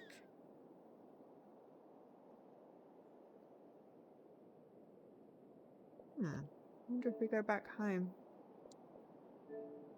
It's taking part that counts. Oh, I wonder if we get a 0 score. The hip shooter. One that got away. No scope. Oh, it's got to be archery things. 1 arrow at a time. Ah, not good at this. Phil got banned. I know, I saw it. Why am I going back in there? I wanted to go back to the village. Yeah. It's going to be interesting to see how that affects. See, that's a nice stranger. He gave us food when we were hungry. He's always smiling. I like him.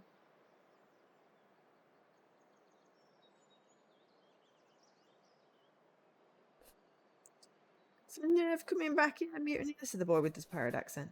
He'd be lucky and be in a good mood today.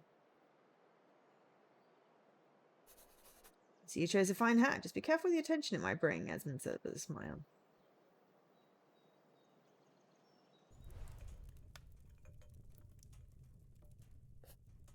Captain Barthor looks up from his mackerel punch.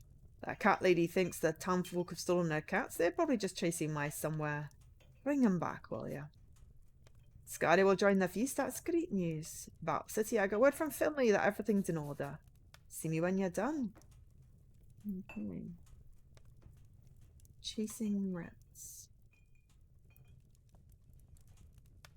Well, I got one more cat. I do not know where the other can be.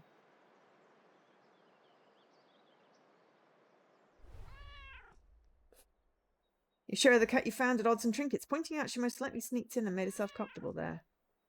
Just see, my precious, I cannot thank you enough. Only one poor soul is missing, so Rupert was always chasing after little birds around the mountain. Please bring him back. Thank you for a clue! I needed a clue. Birds around the mountain.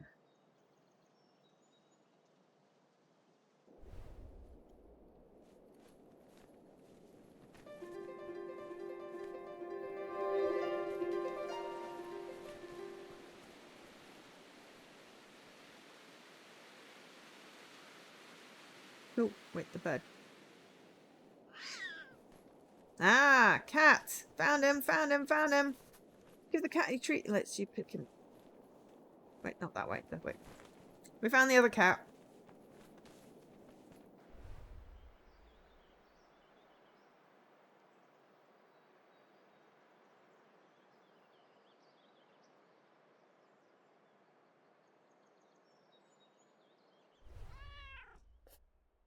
You show the cat you found hunting for birds at the foot of the Silver Mountain, pointing out it was in fact not stolen by the people of Guildhaven. So, Rupert, my treasure, thank you so much. You returned all the missing cats. The woman is delighted and thanks you again and again. You know, she says, it was not right for me to accuse the townfolk. I was just so worried.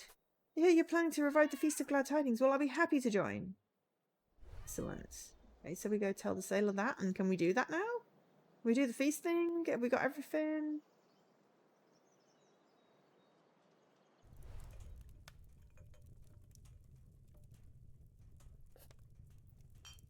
There, you brought the cats back safe and sound. Good, good. I just got to join the feast. It's about the city. Good, good. Just need to set everything up and the feast can begin. Okay. Where? Down here? Oh, wait, she's happy.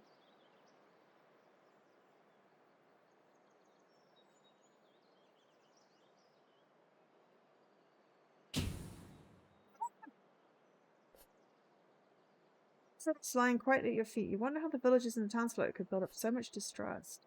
You promised yourself to be aware of painting people with the same brush. We found a dewdrop.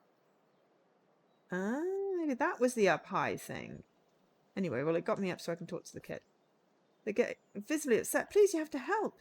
Someone's in trouble in the city at the Golden Antlers. Quick! Oh, jeez. Oh, well, thank you for taking me closer. Somebody help, there's trouble inside. I would. I literally can't walk any faster. No, not trouble inside there.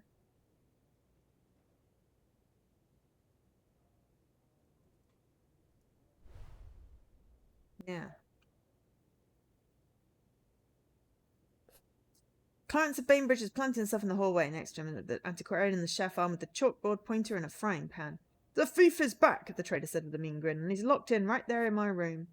Do you know what the funniest thing is? All my belongings are in my secure chest, and he will never get it open without the secret combination 5382.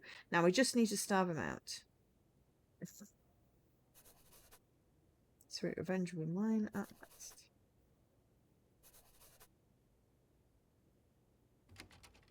It's locked. Yeah.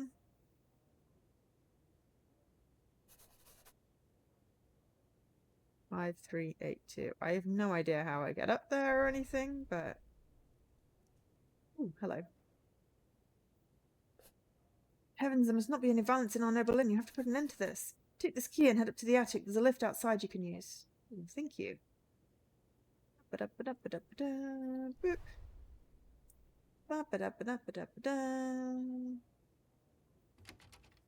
It's locked. It's locked. Did you not just give me the key?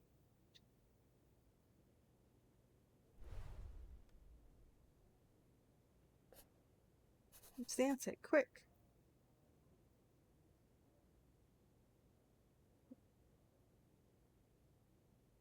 Did I misunderstand?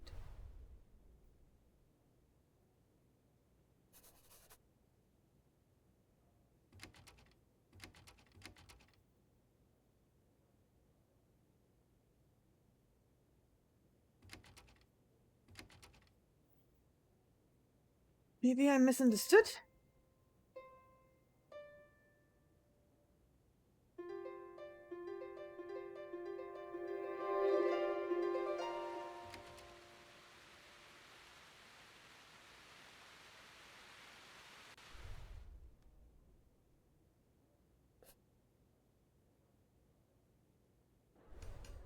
Oh, the lift is outside. Right, gotcha. Misheard. Into the attic. Oh, jeez.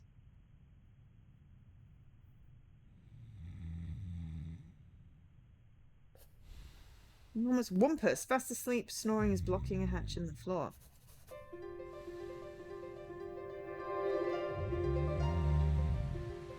Be a way to move it out, make it move over a little more.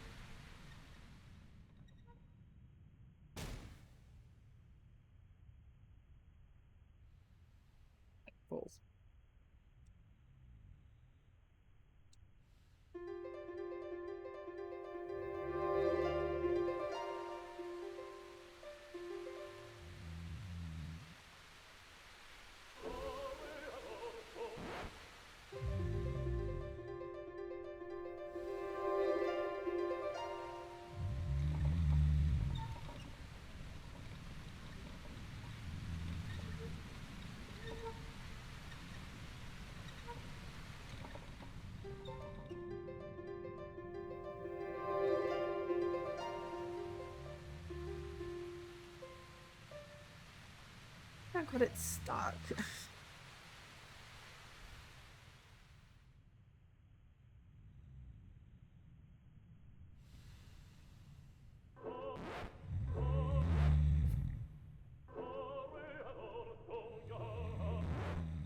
Any of the buttons are doing.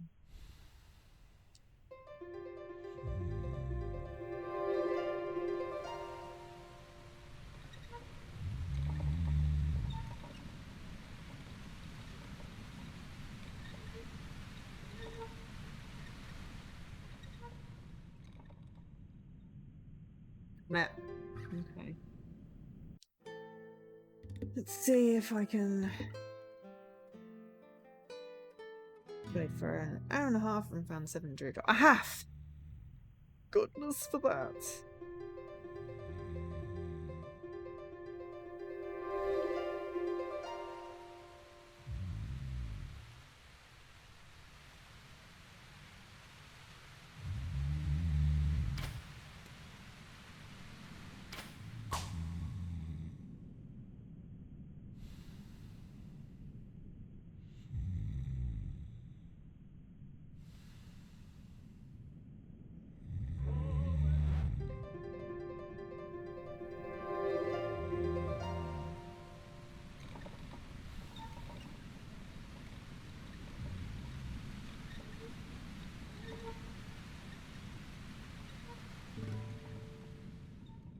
Ooh, hello.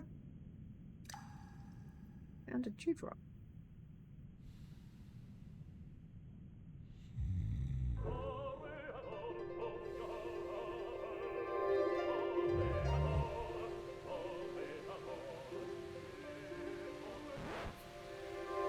Swampus fast asleep was blocking the hatch. Let's be a way to move it, make it move a bit.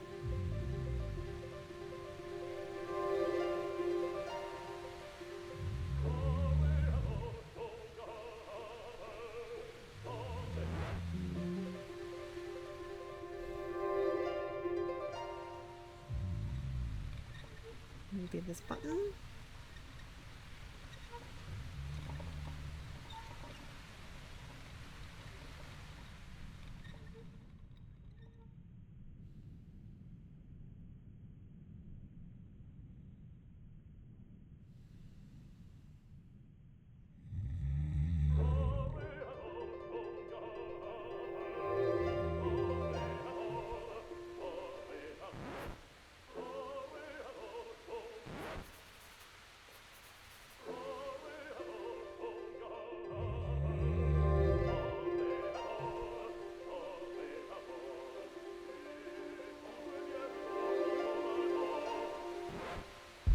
Okay, apparently, just, you know. Did you say you find yourself in a tight spot? A friend came along, Esmond said, smiling. He's looking for a special something that seems to have made a little too much noise. So I just want to share my fate. Do you have any idea? So combination 35382. The chest opens with a click. Inside there are a number of documents and a small red pouch with something heavy inside. So you put the documents in the pouch. Show the documents in the pouch to Esmond. I have to say, friend, you're already quite something. He takes the pouch and slips it into the inside pocket of his coat. Yeah, Esmond takes a look at the documents. After a minute, he raises his eyebrows. Deceptive business practice, unfair competition, tax fraud, all in black and white, clear as day. This is our ticket out. Let's show them what we got. Hotel rooms. We look the same. Trader looks at the two of you. 2 fish, 1 net. This must be it, my lucky day. Not so fast, says Esmond, and pulls out the documents she found in the chest.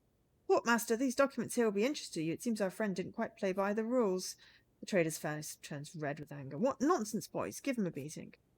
What? Says the antiquarian. What? Says the chef. What? Screams the trader. I'm here to teach them a lesson, the antiquarian said. Maths and history, isn't that what you meant? What? Screams the trader, his face turning all red by the minute. I'm here to cook their goose, the chef adds, but I can't see no goose. Where is it?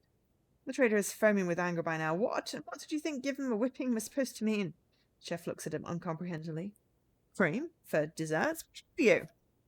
Portmaster Finley steps in. I heard enough. Clarence of Bainbridge, I hereby expel you from Guildhaven. You may never set foot inside our walls again. Your possessions are confiscated. You'll pay for this. Tricksters, devils! Panting with rage, the trader runs off. Finley lets out a sharp breath. What a day. I think a feast is in order. Reunited. Made the feast happen. Welcome, Captain. Welcome, Captain Rauha yells in his raspy voice. To the feast of glad tidings! Before we begin, Finley says, I would like to lighten up the mood with a little joke. Master and a retired pirate captain go into a bar. Shut it, brother, Captain Raha exists. No one ever laughed at your jokes except for Mother, but she was a jolly spirit if I've ever seen one. Finley's about to defend his humorous abilities, but instead sighs and looks at you. I hand it to our Master of Ceremonies! You look from Finley to Raha and finally at the crowd. Speech! Someone yells. People applaud. Pinned securely, you begin to talk of friendship and togetherness and thank everyone involved and wish all attendees a lot of fun. Despite your mediocre delivery, people break into enthusiastic applause and begin to cheer and dance. Enjoy the feast, Captain Raha says. We have written down the glad tidings on the scroll. When you think it's time, go inside the mud flaps and deliver it to the Siege of the Sea.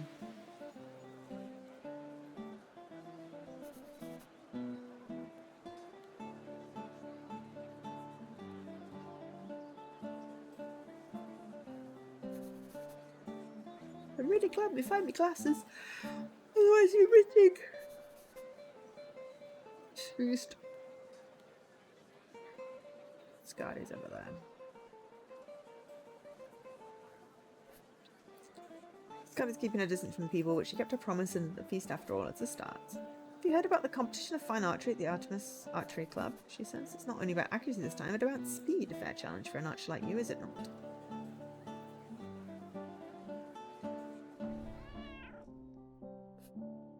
Antiquarian put a precious red wine for the feast and chose to share it with the cat lady. He didn't want to disturb their animated conversation and just give them a smile before moving on.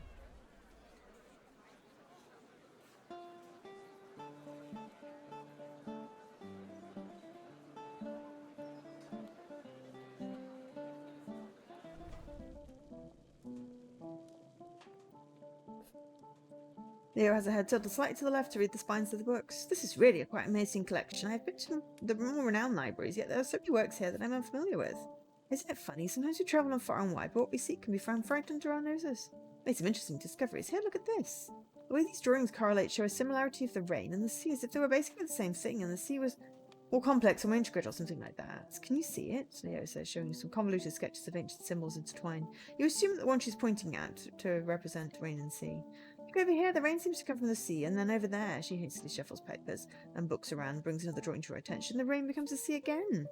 I think this means the magic of rain and the magic of the sea are closely connected. I kept digging, and then I found this. You can see her excitement in her eyes. The text over here, she shows you notes and sketches of strange symbols carved into rocks and boulders, suggests that very few were ever capable of controlling the sea. They used to be masters of their trade. But knowledge was gifted them by an ancient being. That has to mean they actually met the Sage of the Sea. Well, there's something interesting over here. Leo grabs another piece of paper with different symbols on it. This text is about the power of magic. It's a bit difficult to translate, but it seems to focus on the connection between magic and the person controlling it. However, and this is the interesting bit, it does not mention different compositions at all. That's why I'm convinced your music brings rain can also bring back the sea. So I kept reading, she said while searching for something on the desk. It was here, just a minute ago. Ah, there it is. Leo pulls a book out from under some loose pages. Several pieces of paper stick out at the top, marking interesting passages. She turns the pages until she finds what she's looking for. Here, look at this! She points at a depiction of a snail shell. Drawings like this one appear on rocks all over the sites that are linked to stories of the Sage of the Sea. This is a shell of a gastropod, as you probably know it, a snail, but in ancient times... She pauses while looking for another piece of paper. There were other creatures that had shells like these, anemonites, she explains as she proudly presents the page she was looking for. They're believed to be extinct, but I think the Sage of the Sea is an anemonite still living today, and you have to find it and meet it in order to bring back the sea. To be honest, that was a bit of an accidental discovery. You know, sometimes you make a connection and things become really obvious all of a sudden. She smiles. Anyway, I wanted to find out more about how the magic of the sea and the rain song of yours can be connected. I've told you that the rain song can most likely bring back the sea, but I yet didn't know how that could be achieved, so I kept looking for clues in that direction. Once again, Leo shuffles through pieces of paper and pushes aside books and notes. Where did I put it? You point to a scroll of paper stuck behind her ear. What? Yes, this is it, thank you. She straightens the paper on the desk. It's covered in symbols that almost seem familiar to you by now. This piece is a story about a magical friendship and happiness. A story for children, I assume, but reading it now, after all I've discovered, I find it to be something quite different. I'm convinced this is about actual magic, you see. If that's the case, the power of magic is linked to unity, to being one with your surroundings and yourself. She brings your attention to a sketch and another piece of paper. You see several symbols intertwined, much like the drawings of the rain and the sea Leo showed you before. She points to a specific one near the centre. This is a symbol of unity, and it's a very commonly used one. I always assumed it was to depict happiness and friendship. But now we know that it could also mean a magical power. Other sketches appear in new lights. And switching pages once again, she adds, this is one of the masters here that were capable of controlling the sea. The sketch shows what could be an elderly woman surrounded by symbols. You recognise many of them in symbol of unity. You see it as well. This master was powerful in the ways of magic, but she must have been a figure of unity and happiness as well. That's how you can bring back the sea. You have to become a figure of unity and happiness yourself. Yay, we got an achievement. The elderly man observes Leo's interest in his collection with delight. Where would we be, he said, without curiosity, without the desire to explore the new and uncover the old? Thank you for making the feast happen again. It really means a lot to me. Now I hope that Leo stays for a while and helps me make sense of the older books on my shelves. Leo heard it and smiles. I'm not going anywhere. The elderly man... okay, that's the same thing. So, yay, we had the feast.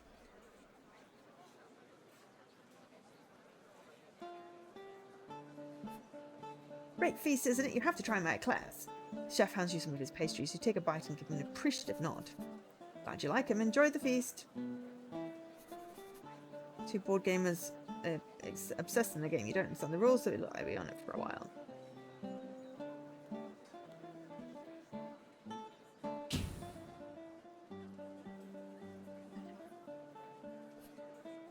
We made it, friends. Not bad at all, Esmond smiles. It's time to leave soon, but I'm sure paths will cross again.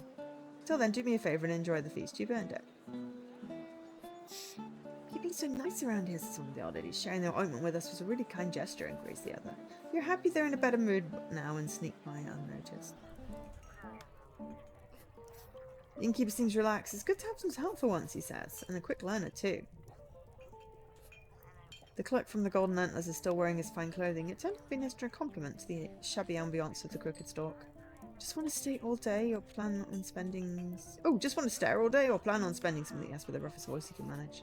He keeps a grim face for a few seconds and bursts into laughter. It's clear he hasn't had this much fun in a while.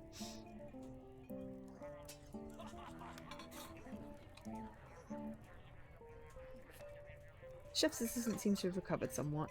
Nothing like some mackerel punch to wash down the sickness, eh? Just sorting out that mess with the trader. I really should think before I act sometimes. He raises his glass. It's to you, my friend. Just trying to find the kids. Oh, I think they're at the front.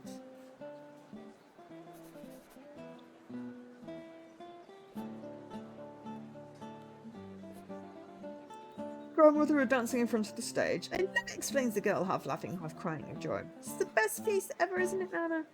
The grandmother smiles and nods. She slows the dance for a moment and looks at you. Thank you, she says, for all you've done. I have those cookies now.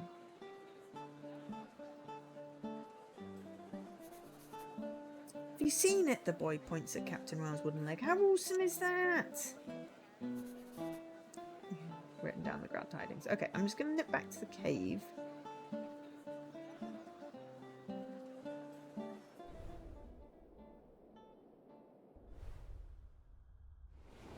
She got some more balls.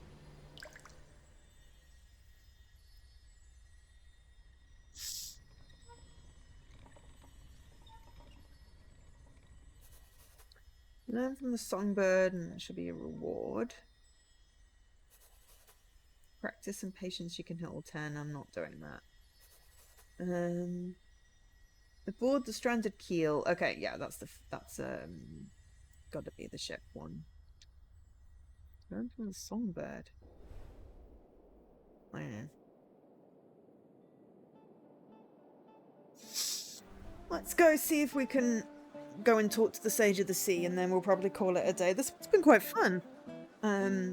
It's simple, but really pleasant, and I've gotten used to the white. It would be nice if I could, you know, turn it down a little bit, but...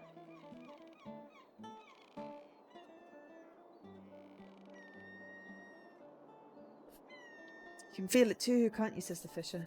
We'll soon have our sea back.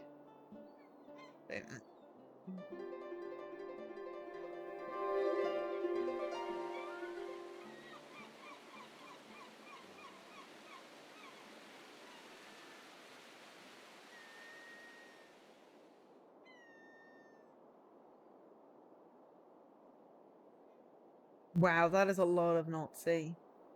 I'm gonna get squished with water. look, it's an ammonite.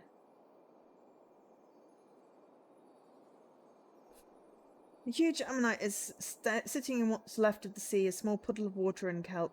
Is this the sage of the sea that Leo's told you about? Sad and drying in the sun. It's when you notice a light vibration coming from your lyre. Oh, hydrate.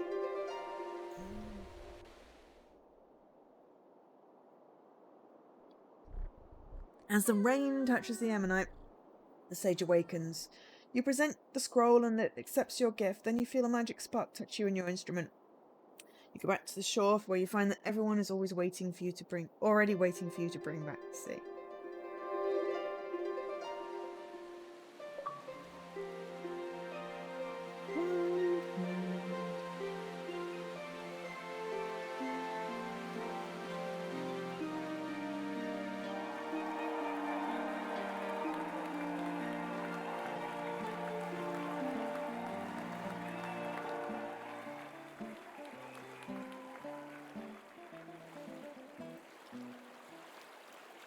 Just walk in the water.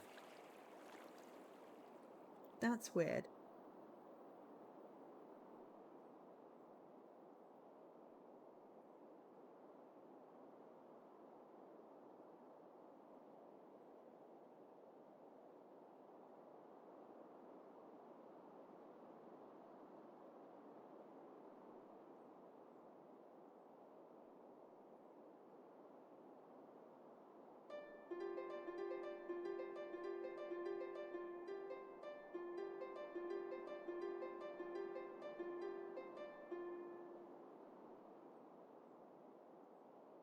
Off the edge of the sea.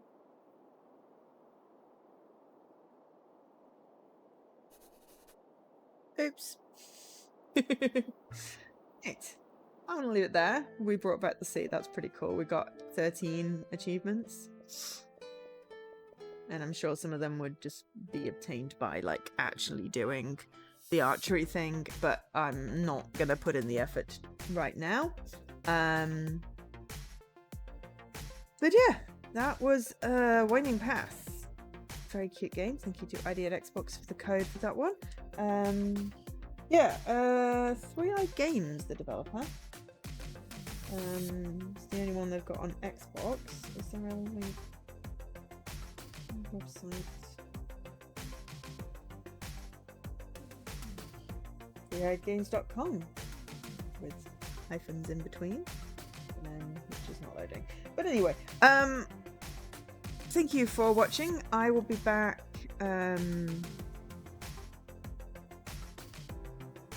Thursday. Jesse's got a race tomorrow, so I'm not sure we'll all tune in to support him there.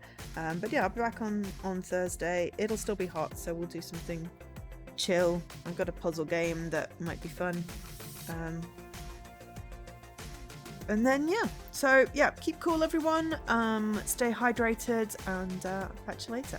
I've been Jo, otherwise known as Angel SK. Bye.